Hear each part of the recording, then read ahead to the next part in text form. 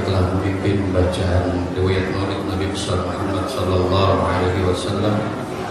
Hadirin hadirat segenap pecinta Rasulullah sallallahu alaihi wasallam, kami ucapkan ahlan wa syahlan bi hudurikum Habibul Mahbub Al-Habib Jindan bin Naufal bin Jindan, Habibul Mahbub Al-Habib Muhammad bin Husain Al-Idrus, Habibul Mahbub Al-Habib Abdurrahman bin Hasan Al-Habsyi, yang insyaallah beliau nanti akan menyampaikan hikmah Isra Mi'rajnya junjungan kita Nabi besar Muhammad sallallahu alaihi wasallam. Hadirin hadirat yang dimuliakan oleh Allah Subhanahu wa taala, maka tibalah kita pada acara inti kita, yaitu hikmah dari peringatan Isra dan Mi'rajnya junjungan kita Nabi besar Muhammad sallallahu alaihi wasallam, yang insyaallah hikmah yang pertama akan disampaikan oleh beliau ad-da'i ilallah Habibun al-Mahbub Al-Habib Jindan bin Naufal bin Jindan. Fa ilaihi falyatafaddal mashkura. Allahumma shalli ala Muhammad.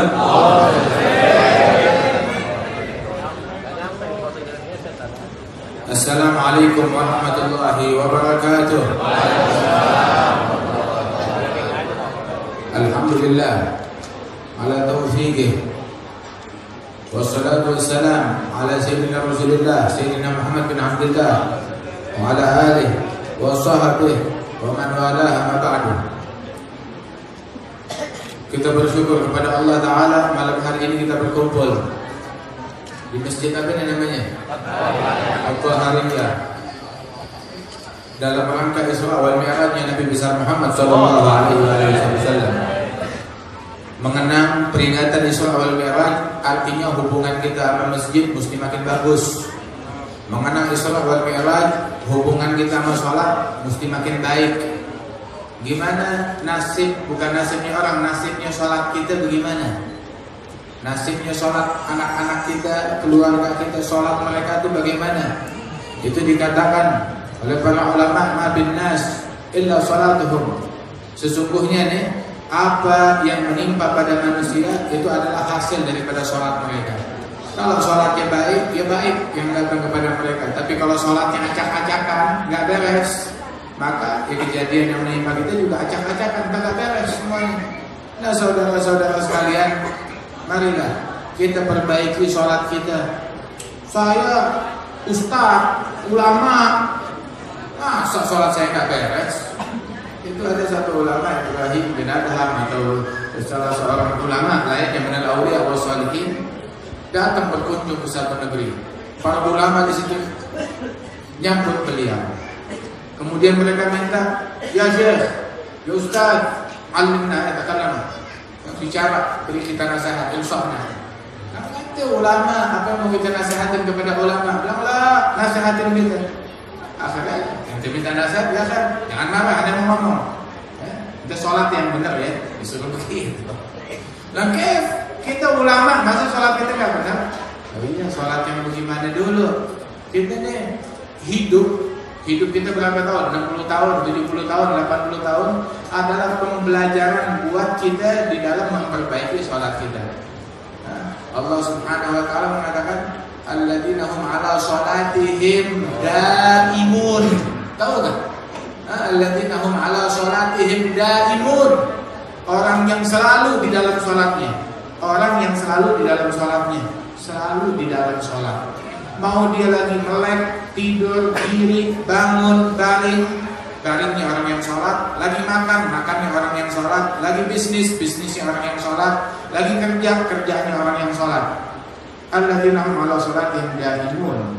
Itu nggak lepas dari sholatnya. Dia mau ngapain juga nggak pernah lepas dari sholat. Artinya tuh hatinya tuh selalu terkoneksi dengan sholat. Sholat nih pembelajaran seumur hidup buat kita. Nggak ada kelar-kelarnya di dalam sholat tersebut. Kan kita tahu Nabi Ibrahim ala nabiyina wa alaihi afdhalus shalah wa azka taslim, itu berlalu masa di zamannya beliau nggak ada yang muslim kecuali dia sendirian, Nabi Ibrahim. Gak lama fa'amana lahu kaum Lut. Sayyidina Lut beriman kepada beliau. Beliau usianya lanjut, belum punya anak, hingga akhirnya punya anak Nabi Ismail. Setelah Nabi Ismail punya anak, ditaruh dia itu di Mekah, sampingnya Ka'bah, sendirian, belum ada perumahan, belum ada perkampungan, nggak takut binatang buas, nggak takut perompak, penyamun yang niat jahat kepada mereka. Kagak. Tahu beliau percayakan kepada apa? Kepada sholat. Beliau bilang kepada Allah Ta'ala, Rabbi inni askantu min dzurriyyati biwadin ghairi dzi zar'in 'inda baitikal muharram rabbana liyuqimus shalah faj'al afidatan minan nas tahwi ilaihim warzuqhum minats tsamarat la'allahum yashkurun. Itu beliau dalam doanya kepada Allah Ta'ala. Itu dia bilang, ya Allah, nih saya tinggalin deh, saya taruh keturunan saya, keluarga saya di lembah, kagak ada tanaman, nggak ada kebun, nggak ada tanaman, nggak ada kebun, cuma istrinya perempuan sama bayi yang masih menyusu. Nih saya tinggalin nih berduaan doang di sini, nggak ada perumahan, nggak ada, cuma kemah nih, kemahnya Sayyidina Ismail dan Siti Hajar di situ. Kemahnya mereka berduaan aja di situ. Bekal mereka bawa bekal juga cukup buat berapa lama sih bekalnya dia? Bawa air minum cukup buat berapa lama sih? Nggak ada pagar, nggak dibangunin pagar, nggak dibangunin gedung, nggak dibangunin benteng, nggak takut penyamun, nggak takut binatang buas, kagak. Kenapa? Enggak baitikal muharram. Jadi saya taruh di sini karena apa? Biar kata-kata ada tambang emas, kagak ada tambang berlian, kagak ada apa namanya gedung besar di situ yang menghasilkan uang harta dunia. Tapi tujuan saya taruh di sini bukan karena ini tempat berdampingan dengan tambang emas, tambang perak, tambang minyak, dengan tambang duit, nggak ada. Akan tetapi inda baitikal muharram, karena mereka berdampingan dengan rumahmu, dengan rumahnya Allah Subhanahu wa taala, rumah yang berkah tersebut, Ka'bah al-Musyarrafah al-Mukarramah. Begitu. Untuk apa? Di tempat itu bagaimana kondisinya? Ghairi dzi zar'in. Kagak ada tanaman, kagak ada pepohonan, kagak ada kebun. Untuk apa sih tujuannya? Liyuqimus shalah, untuk mendirikan sholat. Kalau mereka udah mendirikan sholat, udah problem mereka selesai udah. Apa problemnya mereka? Rabbana liyuqimus shalah faj'al afidatan minan nas tahwi ilaihim. Bikin hatinya manusia cinta sama mereka. Kalau hati orang cinta, siapa aja yang lewat ke situ segen, takut. Padahal cuma seorang wanita dengan bayi. Tapi semua yang lewat di situ takut, segen, hormat, respect kepada mereka. Menghormati mereka, memuliakan mereka. Hati manusia condong mengasihi mereka. Sebab, tahu nggak? Itu gulu Bani Adam, hatinya anak Adam itu berada di genggamannya Allah Ta'ala. Allah Ta'ala arahkan tuh hati kepada orang-orang yang dikehendaki oleh Allah Subhanahu wa Ta'ala. Ente jangan cari muka sama manusia, cari muka sama Allah Ta'ala. Allah Ta'ala gerakin tuh manusia yang kaya, yang miskin, yang pejabat, yang rakyat. Itu hatinya mereka digerakkan oleh Allah Ta'ala kepada siapapun yang mendekat kepada Allah Subhanahu wa Ta'ala. Sampai disebutkan di dalam sebuah riwayat, dalam hadis qudsi, dalam sebuah riwayat, dalam athar disebutkan, man ata'allah ata'ahullah. Yang taat kepada Allah, Allah Ta'ala turutin apa maunya dia. Yang taat kepada Allah, Allah Ta'ala turutin apa yang dia mau, diturutin oleh Allah Subhanahu wa Ta'ala. Dan disebutkan, orang kalau dia sholatnya benar, dibikin hati manusia cinta kepada mereka, tertarik kepada mereka. Warzuqhum minats tsamarat, kasih rezeki buat kepada mereka, mau buah-buahan, mau tanaman, mau ini, segala macam diberikan oleh Allah Subhanahu wa Ta'ala. Itu doanya Nabi Ibrahim, dititipin nih keluarganya untuk sholat di rumahnya Allah Subhanahu wa Ta'ala, untuk ta'amulin itu masjid. Kemudian juga setelah itu, setelah Nabi Ismail tumbuh dewasa, itu antara Nabi Ismail dengan Nabi Ishak tuh selisihnya 30 tahun lebih kurang. Sekitar 30 tahun barulah Nabi Ibrahim punya anak, Sayyidina Ishak. Udah Nabi Ishak lahir dewasa, Masya Allah, Tahu?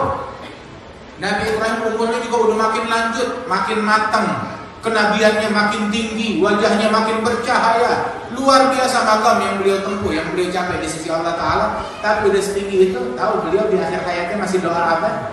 Beliau bilang kepada Allah Ta'ala, Rabbi ja'alni muqimis shalah wa min dzurriyyati. Ya Allah, jadikan saya mendirikan sholat, dan juga keluarga saya, keturunan saya, jadikan mereka orang-orang yang mendirikan sholat.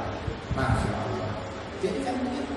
Nabi ketika sayang, cinta kepada salah seorang sahabatnya, tahu Nabi ajarin dia apa? Nabi ajarin dia doa biar kenapa? Doa biar dapat duit yang banyak, doa biar dapat jodoh, doa biar apa? Diajarin doa sama Nabi Muhammad.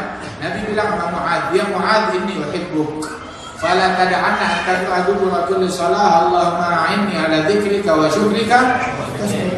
Mu'adz, ana cinta sama ente, saya cinta sama kamu, katanya Nabi Muhammad. Nah sekarang saya cinta, nih hadiah cinta dari saya, jangan kamu tinggalkan tiap habis sholat. Tiap habis sholat 5 waktu baca nih doa, Allahumma a'inni ala dzikrik wa syukrik husni ibadatik. Ya Allah, bantuin saya di dalam berzikir, bantulah saya di dalam bersyukur, bantulah saya di dalam beribadat sebaik-baiknya kepada Engkau. Memohon bantuan Allah untuk zikir, untuk syukur, untuk ibadat yang sebenar-benarnya kepada Allah Subhanahu wa Ta'ala. Nah itu dia. Jadi orang walaupun sudah tinggi, tetap dia itu nggak bisa lepas dari sholat. Allah Ta'ala kan bilang di dalam Al-Quran, buat solusinya kita nih. Kita kan lagi gendak, ya urusan banyak banget, rezeki mampet, kemungkaran di mana-mana, moral merosot, narkoba, minuman keras, pokoknya segala yang buruk dah terjadi dah. Katakanlah begitu. Segala yang buruk katanya terjadi. Cuma kita nggak introspeksi sholatnya kita. Kita buru-buru nyalain orang.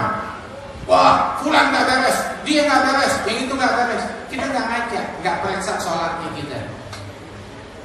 Allah Ta'ala kan bilang di dalam Al-Quran, inna sholata tanha anil fahsya wal munkar. Sesungguhnya sholat, inna sholata as-sholata, tahu as-sholat? Bukan cuma sholat-sholatan, enggak. Ini sholatnya sholat yang beneran, sholat dalam tanda kutip. Tahu sholat dalam tanda kutip tuh? Itu sholat yang asli, sholat yang benar, sholat yang sesungguhnya, ya bukan sholat yang KW. Bukan sholat yang abal-abal, tapi sholat yang sebenarnya, sholat yang asli, ya yang original itu sholat. Inna sholata tanha anil fahsya wal munkar. Itu yang bisa mencegah daripada al-fahsya. Tahu nggak fahsya itu apa? Segala hal yang kotor, yang busuk, yang tidak baik, yang menjijikkan, ya, yang busuk, yang tidak baik, yang kotor, al-fahsya. Baik itu dalam perbuatan, di dalam adat istiadat, di dalam ucapan, di dalam pergaulan, pokoknya segala sesuatu yang busuk, yang kotor, yang tidak baik, yang busuk, yang menjijikkan. Al-fahsya wal munkar, dan segala sesuatu yang munkar. Itu sholat yang asli akan mencegah dari sesuatu yang buruk dan munkar, yang tidak baik, yang busuk, yang munkar. Itu semuanya itu diperbaiki dengan sholat, dicegah semuanya dengan sholat. Kalau kemungkaran bertebaran di mana-mana, berarti sholatnya kita masih belum beres, belum benar. Sholatnya kita belum rapi, sholatnya kita. Wah, kata Allah Ta'ala ketika bilang tentang nih kudratnya manusia, fitrahnya manusia, Allah Ta'ala bilang innal insana khuliqa halu'a idza massahu syarru jazu'a wa idza massahu khairu manu'a illa musallin. Ini orang demennya uling-ulingan. Kalau dapat bala udah tuh dia berkeluh kesah. Kalau dapat nikmat dia jumawa, sombong, berbangga, ya, nganggap kayaknya nggak ada yang lebih hebat dari saya. Manusia begitu, halu'a. Dan kecuali yang selamat nih dari sifat-sifat yang tercela, al-musallin, orang-orang yang sholatnya beneran. Ilal musallin. Siapa mereka tuh orang yang al-musallin? Yang sholat dalam tanda kutip orang-orang yang ahli sholat, yang tulen sholatnya dia asli, ya. Ini yang sholatnya asli. Alladzina hum ala sholatihim daimun, walladzina fi amwalihim haqqun ma'lum. Itu semuanya berawal dari sholat. Illal musallin. Siapa itu musallin? Musallin itu selalu dalam sholat. Lah, dia nggak tidur apa? Dia kagak makan apa? Dia kagak bersosialisasi apa? Dia kagak bergaul sama masyarakat. Dia kagak ke toko. Dia kagak ke toilet. Dia kagak bergaul. Nggak punya istri, nggak punya anak. Tapi disebutkan alladzina hum 'ala sholatihim daimun, selalu dalam sholat. Mau dia bergaul, mau dia ke toilet, mau dia kemana, pokoknya kegiatan yang dilakukan oleh orang yang sholat. Begitu. Oh, dia berbisnis, bisnisnya orang yang sholat. Dia makan, makannya orang yang sholat. Begitu. Dia berteman, bertemannya orang yang sholat. Dia bersosialisasi, sosialisasinya orang yang sholat. Illal musallin alladzina hum 'ala sholatihim daimun. Siapa tuh orang yang sholat? Orang yang ahli sholat. 'Ala sholatihim daimun. Alladzina fi amwalihim haqqun ma'lum. Itu mereka tuh merasa harta mereka nih ada hak.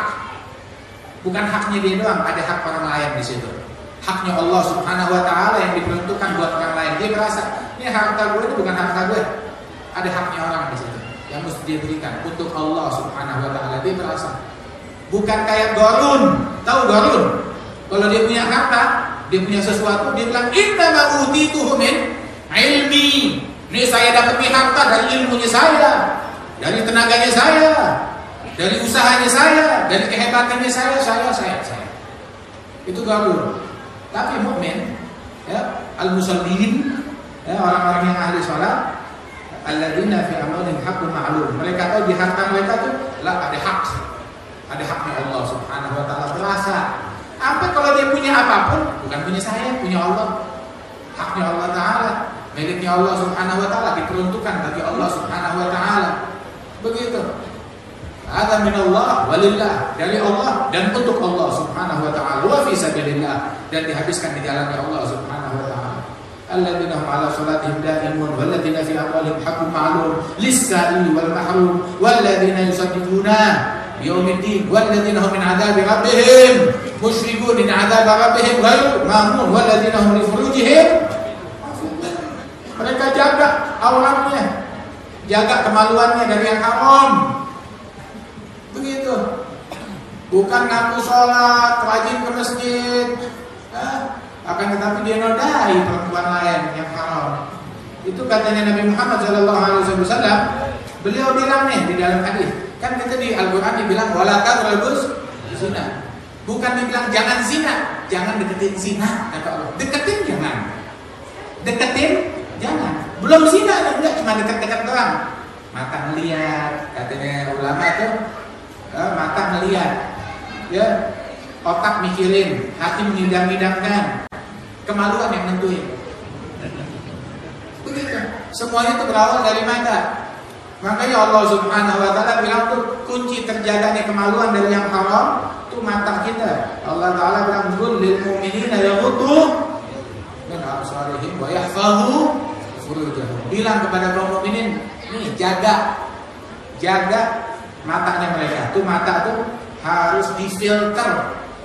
Mata harus difilter. Jaga matanya kalian. Kalau mata dijaga, otomatis kemaluan bakalan terjaga. Itu dia. Makanya itu orang yang sholat begitu, dia jaga auratnya. Nabi Muhammad bilang di dalam hadis, la yaqluwanna rajulun bi imra'atin wa in kanat Maryam binti Imran. Itu la yahillu li rajulin an yakhluwa bi imra'atin. Tidak dihalalkan, enggak boleh seseorang berkhalwat berduaan bersama wanita yang bukan muhrimnya atas nama apapun. Atas nama pengobatan, atas nama jampik-jampik, ya, atas nama disembur, atas nama didoain, atas nama ulama, ustaz, atas nama apapun. Hukum saya orang suci. Dia bilang orang suci. Dengerin sini. Ya.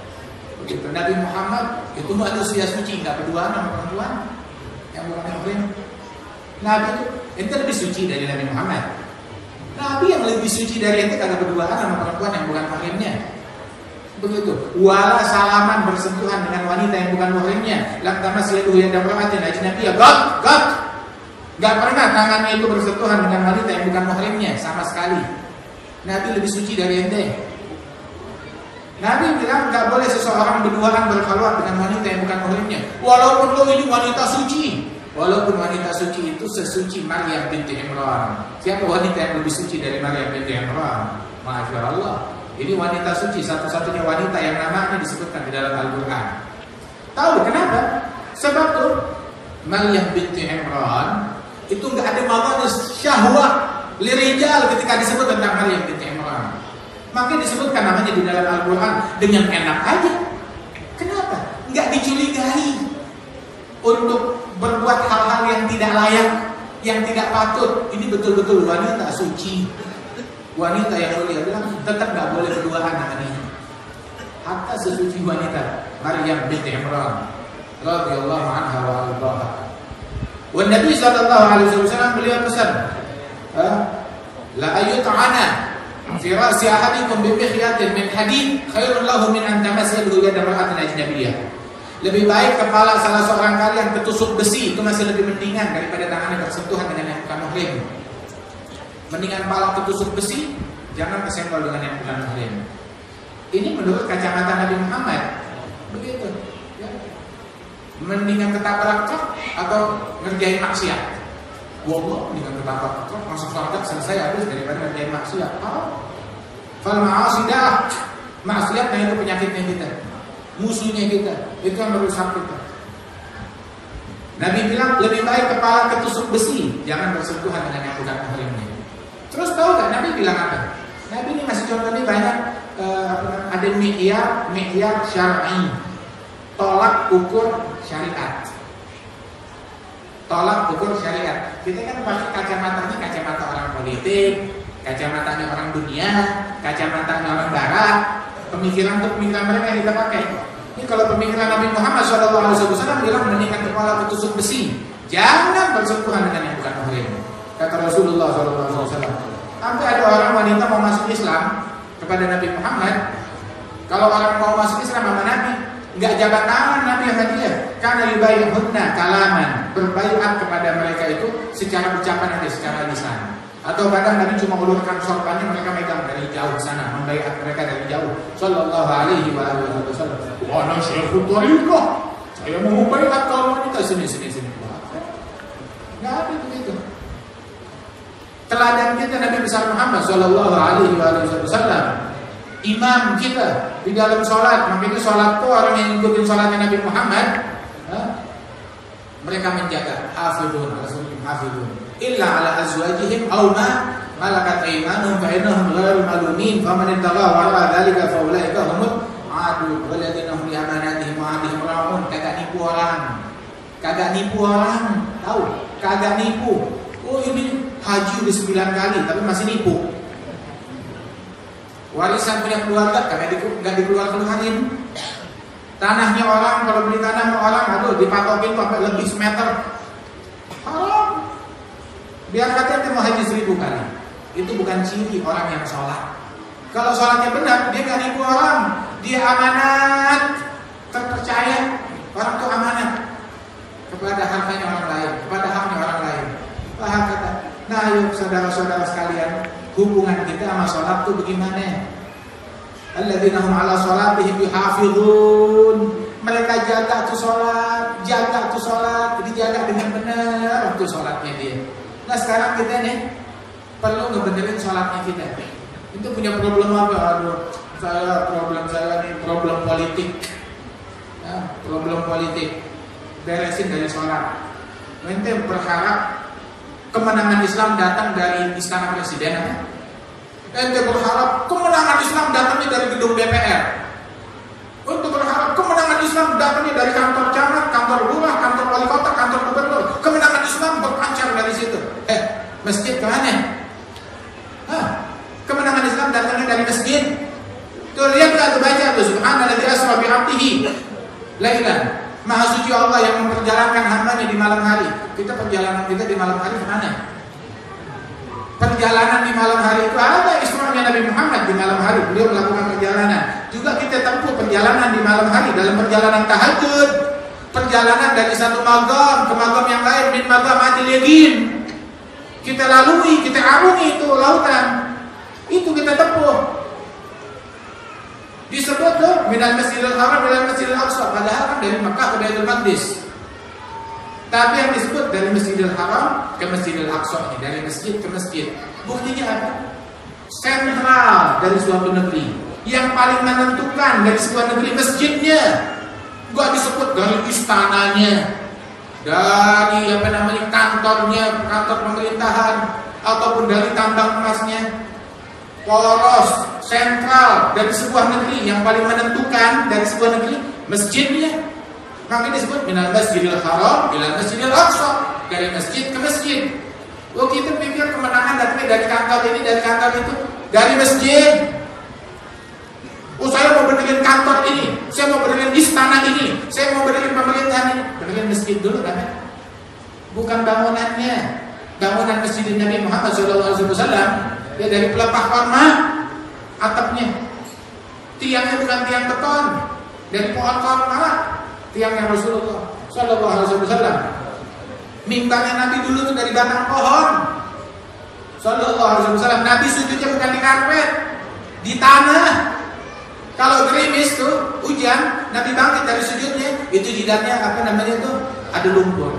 Dan di hidungnya Rasulullah Sallallahu Alaihi Wasallam. Tapi yang mereka makmurkan itu bukan cuma sekedar bangunannya. Dimakmurkan yang sholatnya, yang zikirnya, yang ngajinya, yang tahajudnya. Makmur sama orang yang nangis di akhir malam. Makmur sama orang yang istighfar. Makmur sama orang yang sholat sunnah. Makmur di waktu duha. Di waktu duha makmur. Pagi, sore, siang, malam makmur masjid tersebut.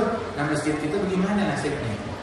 Kalau dulu Imam Junaid bin Muhammad dia buka toko, begitu dia buka toko ditutup toko sama horden, dia sholat sunnah di tokonya 300 rakaat.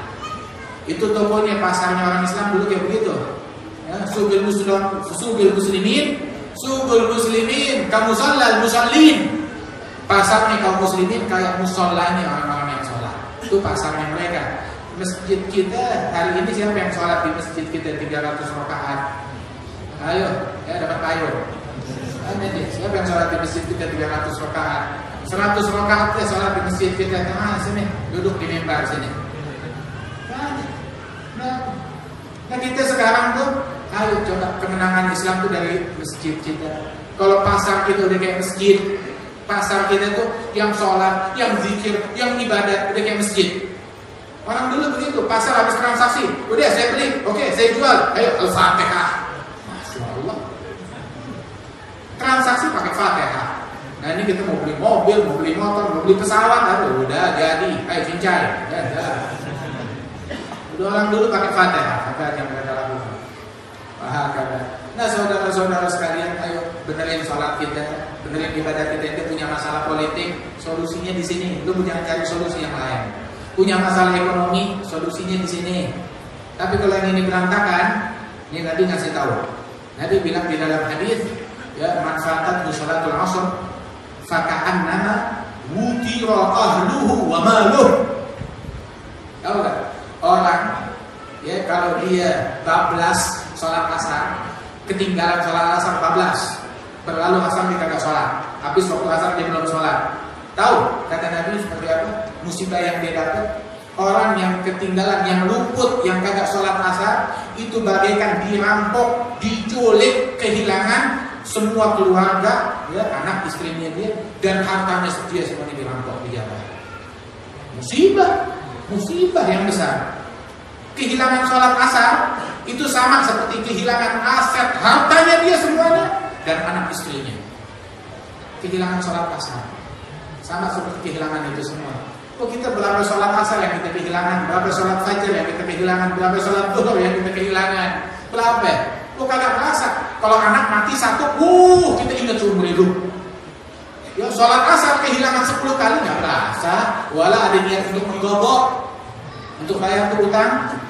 Dainullah haqqu bil gobok. Utang kepada Allah lebih berhak untuk kita bayar. Utang kepada Allah Subhanahu wa taala. Nah, ayo mumpung kita masih hidup, kita punya kesempatan untuk memperbaiki diri kita, untuk memperbaiki sholat kita kita perbaiki, kita beresin. Dulu tuh ada Al-Imam Allamatul Dunya Sayyidina Abdurrahman bin Abdullah Al-Faqih. Adalah Abdurrahman bin Abdullah Al-Faqih, muridnya Sahib Ratib Al-Habib Abdullah Al-Haddad. Itu dia satu kali itu ditangkap sama pemerintah, dipenjarain, disiksa dalam penjara. Murid-muridnya nengokin dia, ngelihat itu siksa, wah murid-muridnya ngomel, emang nih Sultan kurang ajar. Mereka mau ngatain, dia bilang, jangan katain Sultan, yang salah saya sebenarnya. Bilang, Habib salah apaan? Bikin yang makruh aja kagak, apalagi yang haram. Kita tahu banget duduk masalahnya, nanti dizalimin. Kan ya itu kan menurut kacamata duniawi. Cuma sebenarnya ini saya introspeksi diri saya, ternyata benar saya yang salah. Apa? Saya punya pembantu, tiap hari datang ke rumah selalu saya tanya, gimana sholatmu? Gimana sholatnya anak-anakmu? Tiap hari saya tanya. Cuma pas itu hari, saya lupa nanya sholatnya dia, lupa nanya sholat keluarganya dia. Karena saya lupa, sore hari ini, ya udah saya dibawa deh sama polisi deh, dimasukin penjara. Bukan karena urusan duniawi, tapi ini didikan dari Allah Subhanahu Wa Taala. Karena saya lalai, saya alfa, saya lupa untuk menanya sholatnya pembantu saya. Gimana sholatnya anak kita? Nah, kita masuk ke rumah nih, pulang ke rumah jalan seharian, kita nggak nanya sholatnya istri kita siapa. Ya, anak kita sholatnya bagaimana di masjid, tapi bukan di masjid, jamaah atau bukan jamaah. Dulu tuh guru kami tuh mereka bilang tuh, ya wali dia sampai nanya, kamu sholatnya di mana? Al-Haji Abdul Qadir bilang pada Segas. Itu dia bilang, alhasil saya pulang ke rumah habis main sama teman-teman saya, abang saya langsung nanya, ya Abdul Qadir, udah sholat belum? Udah enggak? Sholat di mana? Saya ketakutan, gugup, ya grogi. Akhirnya saya berusaha nutup di masjid pak. Masjid mana? Masjid itu. Siapa yang ada sebelah kanan ente? Fulan. Siapa yang sebelah kiri ente? Fulan. Oh begitu. Ayo sini, datangin ke rumahnya Fulan. Ya Fulan, assalamualaikum warahmatullahi. Tadi anak saya Abdul Qadir bilang katanya dia sholat zuhur karena sama ente, dia di sebelah kanannya ente. Bilang, enggak, sebelah kanan bukan di. Oh, nengok ke kanan. Pergi ke rumah yang satu lagi, ya Fulan. Assalamualaikum warahmatullahi. Tadi anak saya Abdul Qadir bilang katanya ente ada di sebelah kirinya. Benar? Bilang kagak, bukan di sebelah kirinya. Nengoknya. Enggak ditegur, cuma dibilang gitu aja, dilihatin gitu. Kayak Abdul Qadir bilang, ini hampir saya nggak lupa, sampai tua saya nggak lupa didikan ayah saya. Sejak saat itu nggak pernah ketinggalan sholat jamaah lagi. Masya Allah, itu orang dulu begitu. Jangankan ketinggalan sholat jamaah, nggak ketinggalan takbiratul ihram sama imam. So kita jamaah aja udah bagus, sholat jamaah aja udah bagus, Masya Allah. Tapi ya begitu. Kalau kita kehilangan duit, kita terasa. Kehilangan motor, kita terasa. Kehilangan anak, kita terasa. Kehilangan sholat, kita nggak berasa. Ketinggalan jamaah, kita kagak berasa. Orang dulu tuh kalau ada orang kagak hadir jamaah masjid nih, ini kampung nih. Ya, kalau misalkan di masjid nih kan udah ketahuan di sekitar sini. Kalau ada yang kagak hadir sholat jamaah atau sholatnya telat, dia baru datang rakaat kedua atau rakaat ketiga. Habis salam sholat tuh jamaah, bukan nyalamin imam, nyalamin dia. Ngapain salamin dia? Takziah kepada dia. Cuma takziah kan kalau takziahnya orang meninggal, Allah ba'ajrah. Ya semoga Allah Ta'ala berikan kesabaran, digedein pahanya ente. Ini ketinggalan jamaah, gede pahala apaan? Itu mereka takziah, mereka bilang saya turut berduka cita. Atas apa? Laisal musab man sarakal ahbab, walakin al musab man harimat thawab. Saya duka cita bukan karena engkau ketinggalan, ditinggal mati, enggak. Orang yang kena musibah bukan orang yang ditinggal mati oleh kekasih. Orang yang kena musibah adalah yang ditinggal pahala. Itu orang yang kena musibah. Begitu, makanya gak ada lagi orang yang telat. Sekali datang udah telat, dia kagak datang mendadak. Sama sekali gak ke masjid di rumahnya. Habis kelar jamaah tuh, jamaah kampung itu, salam bos bulan kagak ada. Dia ada di rumahnya. Rame-rame pada rumahnya bawa apa? Bawa kurung batang. Datang assalamualaikum warahmatullahi. Ada apa? Ini kita bawa kurung batang. Buat siapa? Ya buat suaminya ibu. Begitu. Masih hidup dia tuh ada di dalam. Oh masih hidup? Saya kira dia udah mati. Kalau masih hidup kok nggak hadir sholat di masjid? Saya kira udah mati nih, kalau batang kita bawain. Nah bawa balik sholat. Enggak, udah kita tinggal dulu di sini seminggu biar dia ingat besok dia bakalan mati juga. Jadi nggak tinggalin tuh sholat pagi. Ditaruh kalau batang seminggu di rumahnya dia. Nah kita mana tentang hal yang semacam ini? Makinnya nggak heran, anak kita minum minuman keras, keluarga kita narkoba, ini pergaulan bebas, yang ini lahir di luar nikah, yang ini bunting, yang ini segala macam. Segala-galanya udah rusak, segala-galanya udah rusak, semuanya berawal dari sholat. Semuanya berawal dari sholat. Sholat kita kagak beres, yang sunnah kita telantarin, sampai akhirnya melempet yang wajib kita telantarin. Yang makruh gak kita pedulikan, akhirnya harta yang haram kita kerjain juga. Semuanya melempet. Sebagaimana tuh saling menular, ketaatan menular, kemaksiatan juga menular kepada yang lebih dahsyat lagi, yang lebih dahsyat lagi. Mudah-mudahan Allah Ta'ala selamatin kita. Ya, ayo dari sekarang, ya, ketaatan menular. Dari sholat kita perbaiki, entah menular ke yang lain, semuanya bakalan jadi beres juga. Allah mudah-mudahan berikan berkah dalam perkumpulan kita, dalam masjid kita, dalam acara kita. Ya jangan ada zaman marhumah, tafarqana min ba'di tafarqan ma'sumah.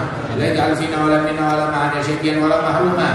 Allah Ta'ala insyaallah jaga kita dari yang haram. Allah Ta'ala jaga kita dari yang makruh. Allah Ta'ala jaga kita dari yang syubhat. Dan Allah Ta'ala berikan maafnya, ampunannya kepada kita sekalian.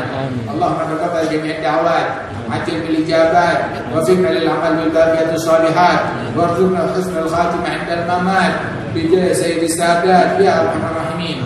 Wa sallallahu ala sayyidina Muhammad an-nabiyil ummi wa ala alihi wasallam wa akhiru da'wana alhamdulillahi rabbil alamin. Assalamualaikum warahmatullahi wabarakatuh. Waalaikumsalam warahmatullahi wabarakatuh.